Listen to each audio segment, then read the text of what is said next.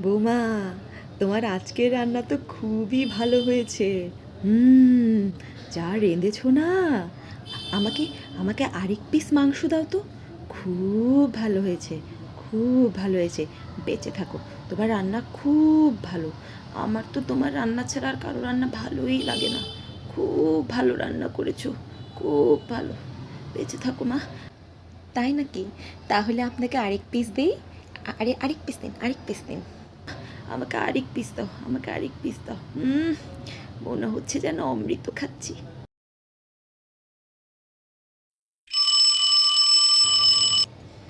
Hello, hello, কেমন আছিস? Hello মা, কি করো? আমি, আমার কথা আর বলিস না, আমার কথা আর বলিস না। আমার কপালে কোনো শান্তি নাই, আমার জীবনে কোনো শান্তি নাই। এভাবে বলছো কেন? কি হয়েছে তোমার? হ্যাঁ, তোমার কি যত্ন অর্ধেক কম হচ্ছে? কি হয়েছে?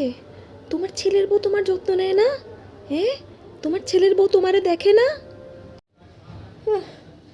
আর দেখে, আজকালকার মাইয়া আবার শাশুড়িরও দেখে। কি যে জঘন্য রান্না করে, দেখলেও খাইতে মন চায় না। মনে হয় গলায় আঙ্গুল দিয়ে বমি করে দিই। এত বৃষ্টি রান্না করে, না আছে লবণ, না আছে মরিচ, কিছু নাই, কিছু নাই। আমার কপালটা খারাপ। আহ, ভগবানে গায়ের রদ বলগুলো কাড়ি নিছে নি। আহ, কিছু খাইতে পারি না। রান্নাঘরটাতে গেলে দেখলে বমি আসে। তারপরও আমার ছেলে বাজার করে আনতেছে দেখে দুইটা খাইতেছি।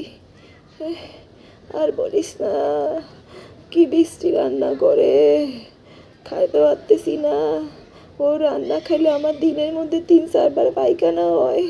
বাথরুমে যাই আর আসি। ভগবান আমার কপালে এরকম একটা ফোলার বউ কেমনে রাখছে? কোন পাপ করছিলাম এরকম একটা বউ জুটছে কপালে?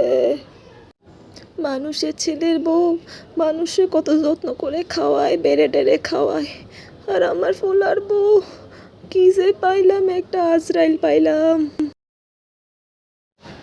বউ, বুঝছো, তোমার নন্নাস ফোন দিছিল, আমাকে জিজ্ঞাসা করছে আজকে কি রান্না করছো তুমি। আমি বলছি আজকে তুমি মুরগির মাংসটা রান্না করছো, যে কি স্বাদ হয়েছে, কি স্বাদ, কি স্বাদ, এত ভালো লাগছে আমার। তুমি আমারে রাত্রেবেলা ওই মাংসটা দিয়ে আবার ভাত দিবা, বুঝছো? খুব ভালো রান্না হয়েছে, খুব ভালো রান্না।